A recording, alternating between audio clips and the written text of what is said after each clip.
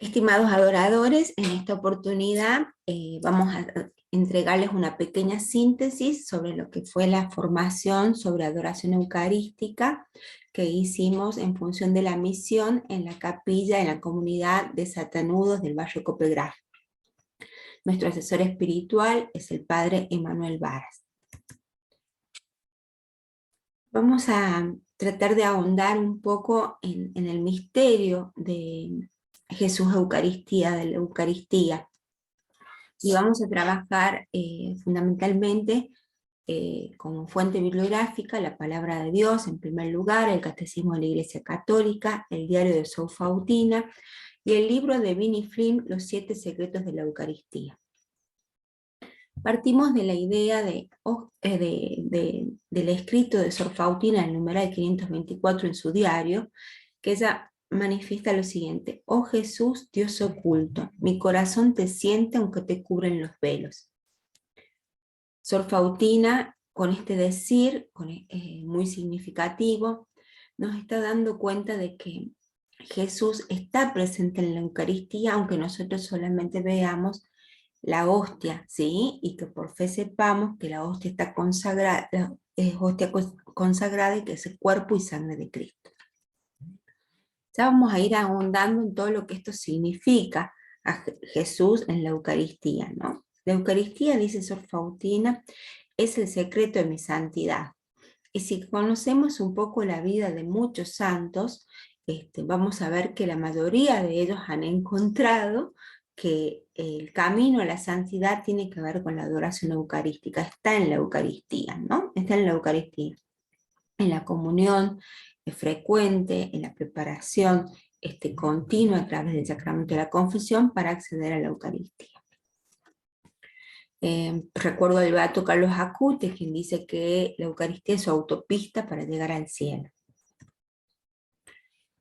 Vinnie Flynn, este autor del que yo les estaba hablando, es un laico dedicado al ministerio de música y a la evangelización, casado con 7 hijos, que es el que canta la coronilla de la Divina Misericordia en el canal donde sale la monjita WTN, ¿no? Ahí tenemos, él va a proponer 7 secretos de la Eucaristía para meditar y ahondar. La primera, que la Eucaristía está viva. La segunda, que Cristo no está solo. Tercero, que solo existe una misa. Cuarto, la Eucaristía no es solamente un milagro. 5, no solo recibimos. 6, cada recepción es diferente. Y 7, no existe un límite. Vamos a considerar algunas cuestiones. Primero, que Vinnie Flynn dice que no son 7 secretos de la Eucaristía. Él toma solamente 7 como 7 muy importantes y que quiere abordar en su libro, ¿sí? Pero no es que sean 7, es ilimitado el número de el misterio que esto implica, ¿no?, de la Eucaristía. Y segundo, que no son secretos, ¿sí? Porque un católico dedicado en su formación, al servicio de la Iglesia, es muy posible que estos puntos, ¿sí?, los conozca, o sea que no son ningún secreto. Pero les llama así porque para algún laico, digamos, común, para el común de la gente, ¿sí?, incluso los no católicos, esto sería como algo como que está... como que está oculto, ¿no? Y fijémonos que Sor Faustina va a decir, aunque te cubran los velos, ¿no? Entonces, está Jesús en la Eucaristía, pero no es tan fácil ahondar en todo lo que eso implica. Nosotros en este encuentro vamos a trabajar simplemente los primeros 2 puntos. La Eucaristía está viva y Cristo no está solo. Partimos en uno de los encuentros de formación con el padre Emanuel Varas. Él nos dio la cita bíblica de Lucas 24, 13, 35, los discípulos de Emaús, y nos ayudó él justamente a profundizar, a hacer lectio divina con esta lectura, que viene justo, digamos, para poder ir ahondándonos en esto, en este tema, ¿sí? Si nosotros recordamos un poco los discípulos de Maús, son dos discípulos que luego de la muerte de Jesucristo vuelven, digamos, vuelven a sus casas y con el semblante triste, desesperanzados, porque las expectativas que ellos tenían acerca de la redención no no se había dado como ellos pensaban, ¿no? Y Jesús los encuentra en el camino y camina con ellos y les pregunta qué les pasa, los escucha y les responde, les explica las escrituras, y al llegar a sus casas, le piden a Jesús que entre, que se quede con ellos, y al partir el pan, ahí se les abren los ojos y lo reconocen. Fíjense ustedes qué interesante esto, que ellos caminan con Jesús, Jesús camina con ellos, sale a su encuentro, se mete en su vida, en sus conversaciones, en sus pensamientos y en sus sentimientos, y ellos no se dan cuenta. Es al partir el pan donde se le abren los ojos y lo reconocen, pero cuando lo reconocen, él ya no está. ¿Sí? Entonces, ¿cómo cobra sentido acá el nombre de Jesús, el Emmanuel, el Dios con nosotros? Por eso en el encuentro nosotros le pedíamos que trataran de hacer un poco de memoria en su historia de vida, si alguna vez les pasó que en alguna situación de su vida Jesús estuvo ahí y no se dieron cuenta del momento, y luego de pasado un tiempo sí, los reconocieron, sí estaba Jesús allí. Nuestra hermana Patricia comentó justamente una situación de vida de ella que tenía que ver con la enfermedad de su hija y cómo Jesús estuvo a su lado y ella no se había dado cuenta, y quien le concedió nada más ni nada menos que el milagro de la salud de su hija, ¿no? Que bueno, eso se compartió en el momento del encuentro. Entonces, todos en algún punto sufrimos el problema de Maús. No reconocemos del todo a quién recibimos en la Eucaristía, por qué se nos ha dado este sacramento tan extraordinario y qué tipo de respuesta Jesús espera de nosotros. Hay algunos santos que dicen, amor con amor se paga, ¿no? No, tanto amor, tanta entrega, porque no bastó solamente, esto lo dice Santa Catalina de Siena, no bastó que nos haga imagen y semejanza suya, ¿sí? Se hizo hombre, nació en la pobreza absoluta, creció, caminó con nosotros, murió por nosotros, resucitó por nosotros y además se queda con nosotros bajo una de las especies más sencillas, que es el pan, especie más sencilla que es el pan, ¿no? Entonces, tanta entrega, tanto amor, ¿no? ¿Por qué y para qué? ¿No? Y es personal, ¿por qué para mí? ¿Sí? ¿Para qué? ¿Qué quiere Dios? ¿No? ¿Sí? ¿Qué espera de mí? Es interesante que uno se vaya haciendo estas preguntas, ¿no? Y que vaya encontrando pequeñas respuestas en el caminar, justamente en esos momentos de adoración eucarística, porque, bueno, hay otros puntos donde habla, ¿no? Que vamos a ver ahí cómo Jesús le dice a Sor Faustina, ¿no? Que él tiene sus manos colmadas de gracia para darnos, ¿sí? O sea que ya sabemos que nosotros cuando vamos a adorar a Jesús en la Eucaristía, cuando vamos a comulgar, recibimos muchísimas gracias, porque Dios está ahí para darnos un montón de gracias, ¿sí? Eso es muy importante. Después hay un punto, si lo recuerdan, que dice que no solo recibimos, entonces en otra oportunidad, en otra formación, lo vamos a trabajar a eso. Esto es justamente, este encuentro es como una invitación para ver dónde vive el Maestro. ¿Se acuerdan? Señor, ¿dónde vives? Vengan y lo veréis, ¿no? Para ir más allá del velo, para ir más allá de esto que estamos viendo con los sentidos, con los ojos, que es el pan consagrado, ¿no? Jesús Eucaristía. Entonces, el primer secreto que vamos a ahondar tiene que ver con la Eucaristía. La Eucaristía está viva. Y ustedes seguramente van a decir, sí sabíamos eso, que Jesús está vivo, que la Eucaristía está viva, ¿sí? Pero muchas veces lo sabemos a nivel intelectual, a nivel de conciencia, pero muy pocas veces se piensa a fondo sobre su verdadero significado. Miren lo que les dice Jesús a Sor Faustina en el numeral 1385 de su diario. Cuando llego a un corazón humano en la Santa Comunión, tengo las manos llenas de toda clase de gracias y deseo dárselas al alma. Pero las almas ni siquiera me prestan atención. Me dejan solo y se ocupan de otras cosas. Me tratan como una cosa muerta. El mismo Jesús le dice a Sor Faustina que a pesar de que nosotros sabemos que Él está vivo en la Eucaristía, muchas veces lo tratamos como una cosa muerta. Por eso la propuesta era detenernos y hacer un ejercicio. Si alguien que no sabe nada de la Eucaristía nos observa cómo comulgamos o cómo nos comportamos ante el Santísimo Sacramento, ¿sabría que Jesús está vivo? ¿Se darían cuenta que nosotros estamos frente a Dios? Nuestro comportamiento, ¿sí? ¿Daría cuenta de que allí está Dios? Eso es importante que lo pensemos, ¿no? ¿Cómo vamos a comulgar? ¿Cómo nos preparamos para hacer la fila en la Santa Misa para ir a recibirlo a Jesús Eucaristía? ¿Cómo nos comportamos cuando vamos a adorar? Si mantenemos el silencio, cómo nos sentamos, cómo nos encontramos con el Señor. Porque decíamos en el encuentro que algunos, los que no creen o los que no saben que Jesús está vivo en la Eucaristía, dirían, ¿qué hacen estos locos? ¿No? Mira qué locura pensar que Dios está ahí en un pedazo de pan, ¿no? Pero los que por ahí, por ejemplo, nuestros hermanos protestantes, entienden un poco más de esto, podrían decir, qué locos que son, pero no por creer, sino que porque creyendo que Jesús está en la Eucaristía, ¿sí? Miren cómo lo tratan, qué locura, ¿no? Entonces eso para que nosotros como adoradores, que estamos llamados a ser adoradores en espíritu y en verdad, podamos ir meditándolo. La hostia que recibimos no es una cosa muerta, no es una galleta, no es un pan, es una persona y Él está vivo.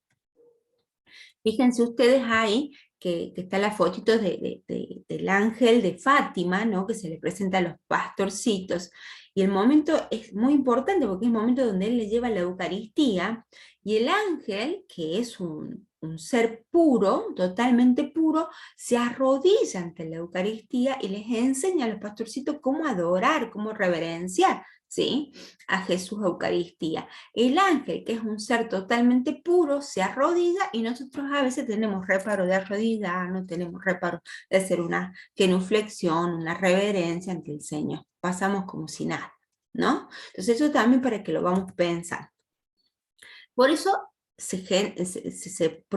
proponemos esta invitación personal. Si nosotros ya sabemos que Jesús, la Eucaristía está viva, primer secreto, que Jesús está vivo en la Eucaristía, ¿sí? ¿Cómo la vamos a tratar? ¿Cómo vamos a seguir tratándolo? ¿Como un objeto muerto?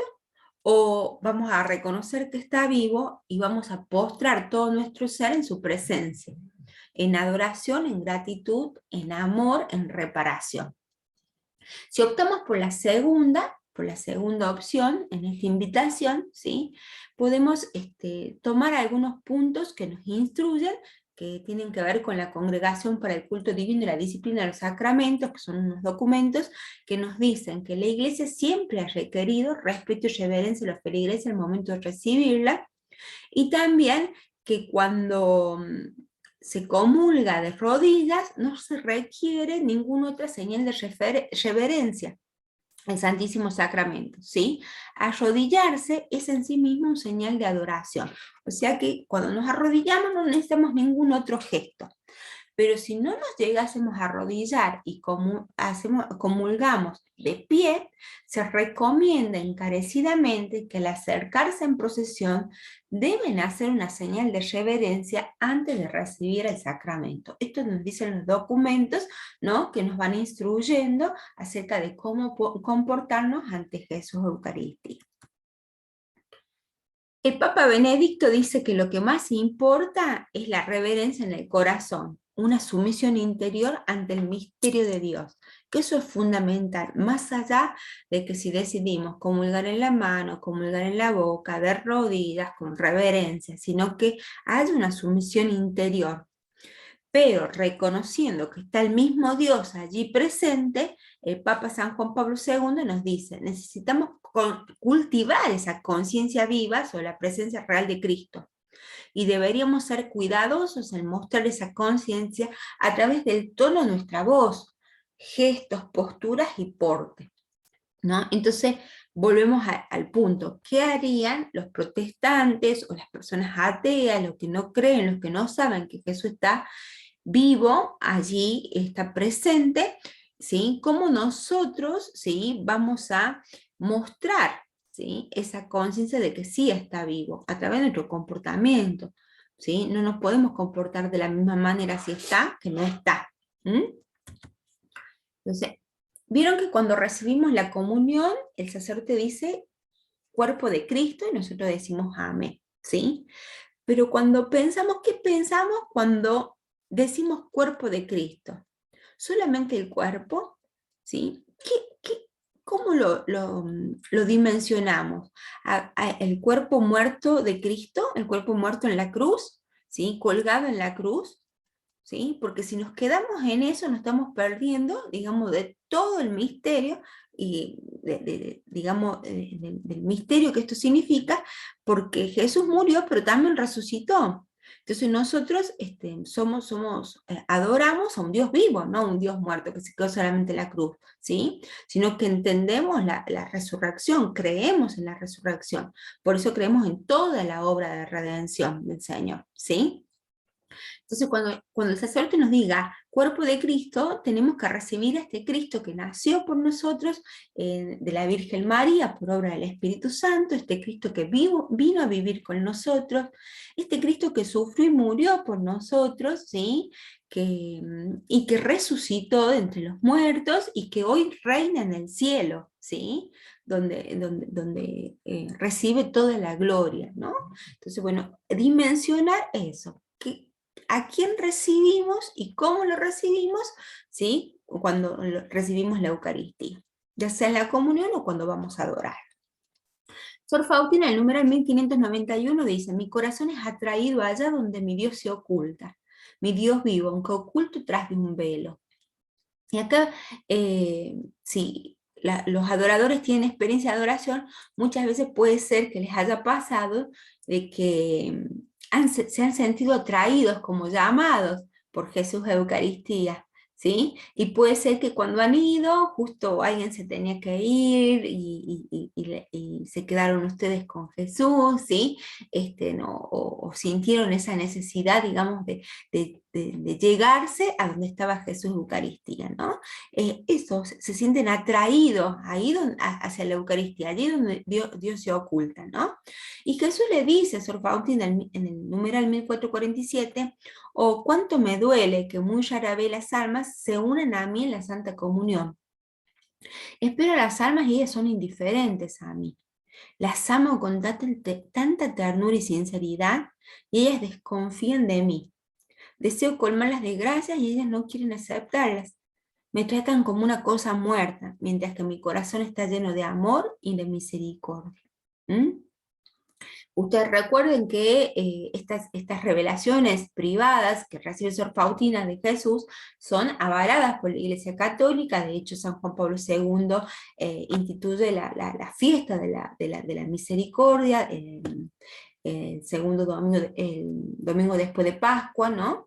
Instituye la fiesta de la misericordia porque entienden, ¿no es cierto?, autorizan y le dan credibilidad, ¿no es cierto?, a todo esto que ha sucedido en estas revelaciones privadas, digamos, de Sor Faustina. Ella ha tenido su guía, su director espiritual, el padre Miguel Sopocko, ¿no?, que ha ido, él mismo le ha recomendado a ella que escribiera su diario de acuerdo a lo que ella vivía en esa comunicación íntima con Jesús, ¿sí? Y que justamente estas revelaciones de Jesús vienen a dar la posibilidad de profundizar en algo que la teología lo dijo desde siempre, que los teólogos lo sabían, que Jesús es misericordia, que Dios es misericordioso, ¿no? Pero que a veces no se lograba dimensionar lo que significaba la misericordia de Dios, ¿no? Lo que significa la misericordia de Dios. En Juan 6, 51-57, Jesús nos dice: yo soy el pan vivo. Si uno come de este pan, vivirá para siempre. Lo mismo que el Padre que vive me ha enviado, y yo vivo por el Padre. También el que me coma, vivirá por mí. Dice el Catecismo en la Iglesia Católica, en el número 1413, bajo las especies consagradas del pan y del vino, Cristo mismo, vivo y glorioso, está presente de manera verdadera, real y sustancial con su cuerpo, su sangre, su alma y divinidad. Y acá nos vamos a detener, ¿sí? Porque fíjense que él ya nos está anticipando varias cosas. Primero vamos a ver esta dimensión. Jesús, ¿sí? Tiene dos naturalezas, la divina y la humana, ¿sí? Al principio era la palabra y la palabra era Dios, dice Juan, ¿no? ¿Sí? El verbo, ¿sí? Al principio existía la palabra, el verbo encarnado, le decimos que Jesús, ¿no? La palabra estuvo desde el principio, desde el Génesis, ¿sí? Entonces, Jesús es la segunda persona de la Santísima Trinidad. Y Jesús mismo nos dice, ¿sí? El Padre vive en mí, ¿sí? Entonces, ya acá nos va anticipando que Jesús no está solo. Jesús cuando está, ¿sí? Está con el Padre y con el Espíritu Santo. Entonces la misma Santísima Trinidad está presente. Aunque Jesús es digamos, el sacramento, ¿no? El cuerpo, la Eucaristía, digamos, forma parte del sacramento, él está con el Padre y con el Espíritu Santo. ¿Mm? Y otra cosa más que tenemos que tener en cuenta es que cuando recibimos, por ejemplo, la hostia consagrada, cuando comulgamos, no solamente recibimos el cuerpo de Cristo, porque Cristo no se separa, ¿sí? No es que el cuerpo va por un lado, la sangre va por el otro, el alma por un lado, la divinidad por el otro. No, Cristo va completo, se dona completo y entero, ¿sí? Entonces, esto también es importante considerarlo. Cristo se dona en cuerpo, sangre, alma y divinidad, que ya lo vamos a ir profundizando un poco más justamente con el segundo secreto. Cristo no está solo, ¿sí? Sor Faustina, en el número 486, dice, oh Jesús, vienes a mí en la Santa Comunión, tú que te has dignado morar con el Padre y el Espíritu Santo en el pequeño cielo de mi corazón. Y ahí vemos, ¿no? Cómo Jesús no está solo, siempre está con el Padre y el Espíritu Santo. Tres personas en un solo Dios, ¿sí? No es que son tres dioses, sabemos que no, un solo Dios en tres personas, ¿no? Y acá justamente, bueno, este es mi cuerpo, esta es mi sangre, ¿no? Que dice el sacerdote en estas palabras, en ese momento culmen de la Santa Misa, donde todos nos arrodillamos, que es el momento de la consagración, ¿sí? Se produce este fenómeno que tiene un nombre difícil, pero que lo importante es que lo entendamos, aunque después nos olvidemos del nombre. La transubstanciación. ¿Qué quiere decir eso? Que hay un cruce de una sustancia a otra, ¿sí? Es decir, que el pan, ¿sí? El pan deja de ser pan deja de ser la sustancia del pan para ser otra sustancia que es la sustancia del cuerpo de Cristo, ¿sí? Y el vino, ¿sí? Deja de ser vino dejan de existir para que sea la sangre de Cristo. Hay un pasaje de una sustancia a otra, ¿sí? Por fe, aunque nosotros sigamos viendo la apariencia, la misma apariencia, ¿sí? Nosotros por fe sabemos que ahí ya no hay lo mismo, ¿sí? Que ya el pan no es el pan, sino el cuerpo de Cristo, y el vino no es el vino, sino la sangre de Cristo. La Eucaristía contiene el cuerpo y la sangre junto con el alma y la divinidad de nuestro Señor Jesucristo, ¿sí? Entonces, ¿qué significa que Jesús está presente en el cuerpo y sangre junto con el alma y la divinidad? Para eso, como yo les decía en el encuentro, hay que ir al misterio de la encarnación, ¿no? Jesús, siendo Dios, ¿sí? Siendo Dios, se encarna, ¿no es cierto?, en el seno de María por obra del Espíritu Santo, ¿sí? Y como hombre tiene cuerpo, sangre y alma, ¿sí? Pero también como Dios tiene divinidad, ¿sí? Sigue siendo Dios. Entonces Jesús se hizo verdaderamente hombre sin dejar de ser verdaderamente Dios. Eso es una persona divina con dos naturalezas, la divina y la humana, ¿sí?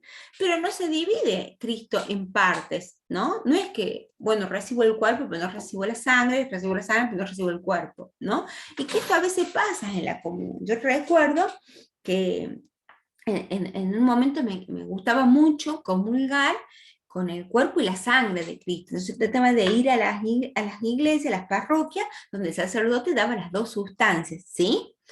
Las dos especies, ¿no? Y entonces, las dos especies, perdón. Entonces, y claro, como hacía el rosario de la preciosa sangre, sangre purificadora, entonces yo quería que me den la sangre de Cristo, ¿no? Pero no entendía que cuando yo recibo la hostia, el cuerpo de Cristo, no es que no recibo la sangre, también estoy recibiendo la sangre, el alma y la divinidad del Señor. ¿Sí? No son cosas separadas, no está separado. Cristo se dona completo y entero, ¿sí? Donde quiera que esté su cuerpo, también va a estar su sangre, donde quiera que esté su cuerpo y su sangre, estará su alma, porque es verdaderamente hombre, y donde quiera que esté su alma, también va a estar su divinidad, porque es verdaderamente Dios. ¿Mm? Entonces, esto poderlo considerar. En el cielo Cristo vive y reina junto con el Padre y el Espíritu Santo. Él se dona completo y entero, ¿sí? Y además no se dona solo, se dona con el Padre y con el Espíritu Santo. Y si Cristo está reinando en el cielo, ¿sí? Con toda la gloria, en el cielo ¿quiénes están? Los ángeles, los santos, la Virgen María. Entonces, Cristo se dona con todo el cielo completo. Miren lo que estamos diciendo. Cuando nosotros vamos a adorarlo, el cielo completo está allí, frente al Señor, junto al Señor. Está con el Señor, con Jesús Eucaristía. El cielo completo, está el Padre y el Espíritu Santo. Y está la Virgen, están los santos, y están los ángeles. ¿Mm? ¿Cómo no vamos a tener reverencia? ¿Cómo no vamos a tener respeto? Entonces Cristo no está solo, viene con el Padre y el Espíritu Santo en primer lugar, la Santísima Trinidad. ¿Sí? Y el cielo, porque Él es un Cristo glorificado, un Cristo resucitado. El reino de Dios ya está entre vosotros, nos dice en Lucas 17:21. Cristo no abandona el cielo para estar presente en la Eucaristía, y su presencia no es diferente a su presencia en el cielo. Si nosotros hacemos un ejercicio como una paradoja, no se nos ocurriría que Jesús esté en el cielo junto con el Padre y el Espíritu Santo, la Virgen María, los santos, los ángeles, ¿sí? Y que diga, oh, ya son las 20 horas, aguárdenme un ratito que voy a bajar, porque ya está la misa en la Merced, en el Señor de Milagro, ¿entienden? En la parroquia de Satanudo. No, Cristo baja con todo el cielo mismo, ¿sí? Y Cristo no se multiplica, voy a estar un ratito acá, un ratito allá, o una partecita mía va a estar en esta parroquia, otra en otra, uno en La Rioja, otro en Buenos Aires, otro en Mendoza. No, Cristo está en los diferentes lugares al mismo tiempo, y completo, y entero, desde el principio al fin, con todo el misterio de la redención. Hay un solo Cristo, una sola presencia de Cristo, solo una manera de existir de Cristo, ¿sí? Cristo está todo entero, presente en cada una de las especies y todo entero en cada una de sus partes, de modo que la fracción del pan no divide a Cristo. Por eso los sacerdotes, si ustedes los observan en el altar, son muy cuidadosos hasta con pequeñas partículas del cuerpo de Cristo, de la hostia consagrada, que se puede llegar a desprender, y la toman y la comen, ¿no? Con mucha reverencia, porque aún en esa partícula pequeñita está Cristo. También cuando yo no entendía esto y no sabía de todo esto, también me pasaba que una vez un sacerdote se había quedado sin hostias consagradas y faltábamos gente para comulgar, entonces va partiendo una hostia chiquita en diferentes partes chiquititas y me da una parte chiquitita a mí, y yo me pongo como triste, ¿no? Miren la ignorancia, porque digo, es tan poquito que me ha dado, ¿no? Sin entender que aún en ese pedacito, en esa fracción tan chiquitita, está el cuerpo, la sangre, el alma y la divinidad, y además está el Padre, el Espíritu Santo, la Virgen María, los ángeles, y todo, porque se dona completa. Recibimos a Cristo completo, en su humanidad completa, en su divinidad completa. Cristo está presente en la Eucaristía como está en el cielo y sin salir del cielo.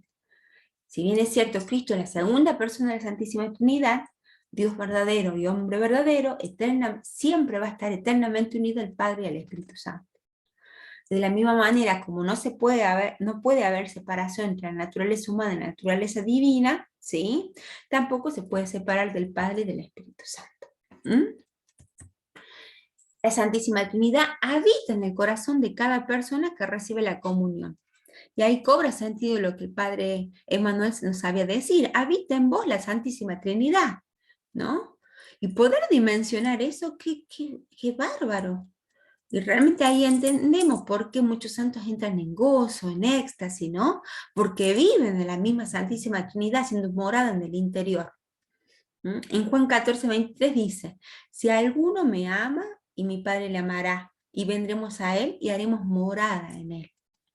Qué privilegio, ¿no? Cuánto nos ama el Señor que quiere venir con el Padre y el Espíritu Santo y todo el cielo entero a hacer morada en nuestro corazón. Dios quiere vivir su vida trinitaria en nosotros. Estamos llamados a hacer morada a la Santísima Trinidad y entrar en una relación personal con cada una de las personas en Dios.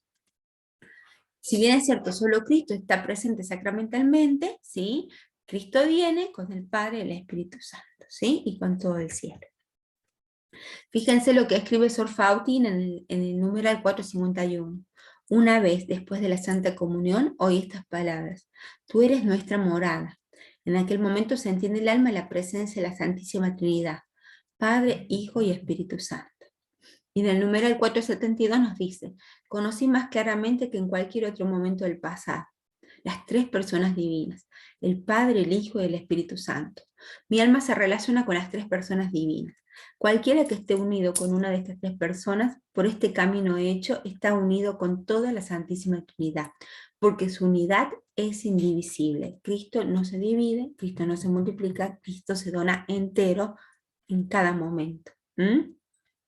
Y esto nos tiene que hacer también comprender la dimensión de lo que eso significa. Si Cristo está entero y completo, ¿sí? En el mismo momento que nosotros estamos celebrando una misa o que estamos adorando en otras iglesias, parroquias donde están celebrando misa, entonces Cristo, como se dona entero y completo, nos está uniendo a todos, ¿sí? Entonces, estamos unidos en el mismo cuerpo, en la misma sangre, alma y divinidad. Estamos formando un solo cuerpo con Cristo cuando celebramos la Eucaristía, cuando adoramos. Fíjense esto, ¿no? Y a los seres humanos cómo nos cuesta el desapego, ¿no? El desapego y pensar que si estamos con Cristo siempre vamos a estar unidos, más allá de las circunstancias terrenales. Fíjense lo que le pasa a Santa Teresita del Niño Jesús, ¿no? Ella cuando recibe su primera comunión lloraba mucho y la gente pensaba que ella lloraba porque había perdido a su mamá había fallecido. Y miren lo que ella escribe. Era incomprensible, dice, para ellos que todo el gozo del cielo había entrado a un pequeño corazón exiliado y que era muy débil para soportarlo sin lágrimas. Como si la ausencia de mi mamá pudiera hacerme infeliz el día de mi primera comunión. Cuando todo el cielo entró en mi alma en el momento en que recibí a Jesús, mi mamá también vino a mí. Miren qué palabras llenas de esperanza, llenas de presente también, no solamente de futuro, sino de presente también. Porque a veces nosotros cuando perdemos a un ser querido, nos pasa eso, que bueno, esperamos, ¿no es cierto?, el reencuentro y pensamos que este reencuentro va a ser cuando nosotros muramos, ¿no? Pero en realidad el reencuentro lo podemos tener en cada celebración eucarística, cada vez que vamos a adorar a Jesús en Eucaristía, porque ahí está presente con el cielo completo, ¿no? Entonces esto también nos llena de mucha esperanza, ¿no? Y el Padre Pío, el Santo Padre Pío, él manifestaba: Nuestra Señora está presente en cada misa, junto con todos los ángeles y la corte celestial completa. Es así, hermanos, entonces que hoy pudimos compartir, ayer y hoy, digamos, ayer día lunes 21 de febrero, hoy martes 22, compartir, ¿no es cierto?, que estos dos secretos, o profundizar en ellos. La Eucaristía está viva, entonces tenemos que ser coherentes en el modo en cómo la tratamos, hacer reverencia de corazón, prepararnos, ser adoradores en espíritu y verdad, y la buena noticia de que Él no está solo, ¿sí? Siempre está con el Padre y el Espíritu Santo y toda la corte celestial y su Madre la Virgen María. Yo soy el pan de vida, el que viene a mí jamás tendrá hambre, el que cree en mí jamás tendrá sed, nos dice Jesús en Juan 6:35. Muchas gracias por todo y que tengan una bendecida jornada. Espero que les haya sido de utilidad.